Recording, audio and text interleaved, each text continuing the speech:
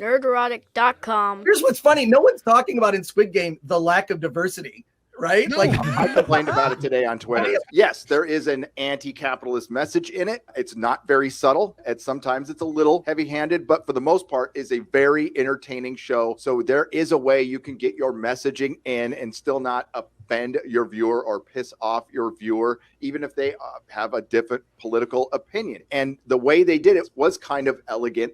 At the end, Squid Game proves that capitalism is the best system. It's a system that you can criticize. And that's the great thing. We still live in a world where a writer, male or female, could write their script, sell it to a private company for profit, a private billion-dollar company, and it becomes the biggest hit. And it is questioning its own government or its own current system. It sucks when we get into an age, and we're well on our way there, where the new religion, where the state becomes God, and heretics don't live very long in a system where the state becomes God. So I congratulate Squid Game on proving why capitalism. But it's not just as simple as going after capitalism, because you have to look at the people in the show, and the people in the show, all of them are flawed. Yes. You know, this isn't I'm a victim of the state and I got no money because no, this is a degenerate gambler. He uses the money that he gets, and instead of paying off his debts, instead of trying to build a relationship with his daughter, but he's spending more time in a bookies, putting his money on horse racing and losing it. His daughter's going to be going off to America to start a new life with her family within the next year or so.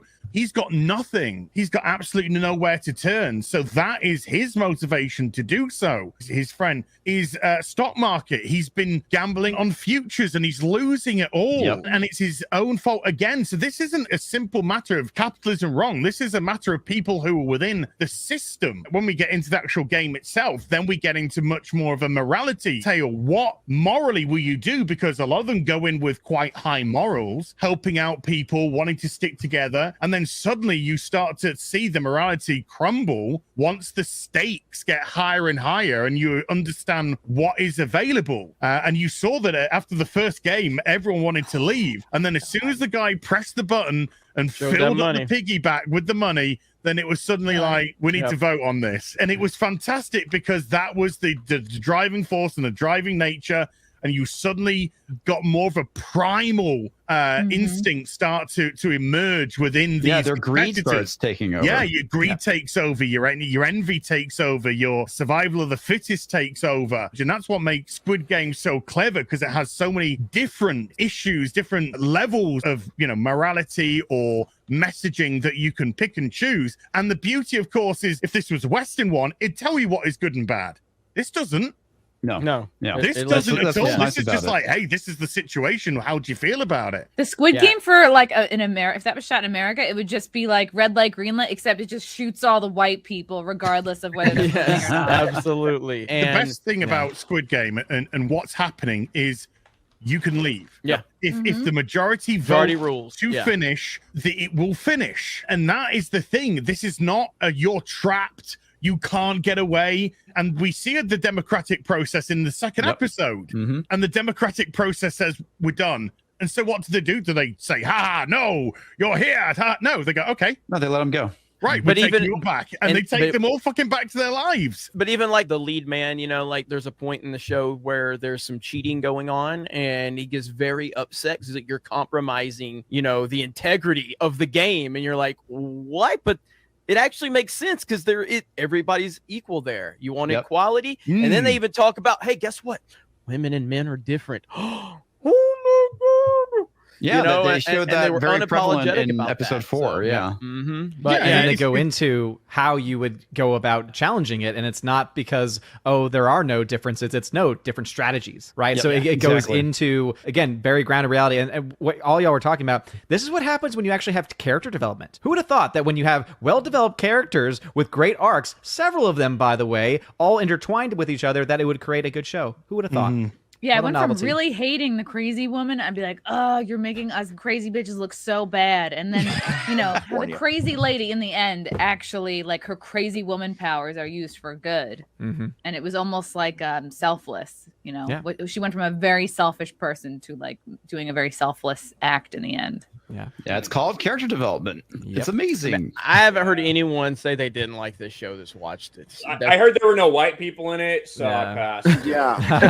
The only complaint I've heard, there's a couple of white people in it. There are some people can't get past the seeming anti-capitalist messaging, and they can't get past that. And for me, it's like, if that's all that you're getting from the show, I think you're missing a lot. Like, there's just so many more layers to the story that are well worth the time for most people. Yeah. I watched the Drinker's review of it, and unlike the Drinker, I actually really enjoyed the Korean policeman story arc because I thought he very cleverly negotiated himself throughout the whole system, learning how the soldiers operate, learning about the different masks. This policeman isn't going to bust the operation. This policeman is here to find his brother. It's more of a personal level. So although he has the morality of the policeman and he operates as a policeman within that system, his ultimate goal is to find out what happened to his brother. And then I won't obviously say the reveal of it, but once he starts to find out what's happened to his brother, his storyline is just so much more poignant at the end of the show. And then, of course, once we get the ultimate reveal at the end, you go back and you start listening to other people's interactions and you start listening to very specific things that people say. And suddenly you're just like, oh my God, this was obvious. There were so many obvious little hints about what was really happening that it was just like, oh, but it's so clever. And then you understand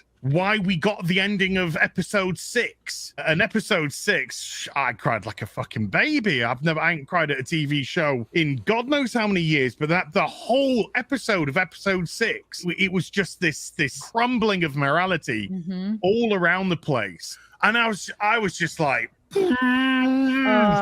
by the end of that, and the motivation, so good. The motivation behind playing poorly.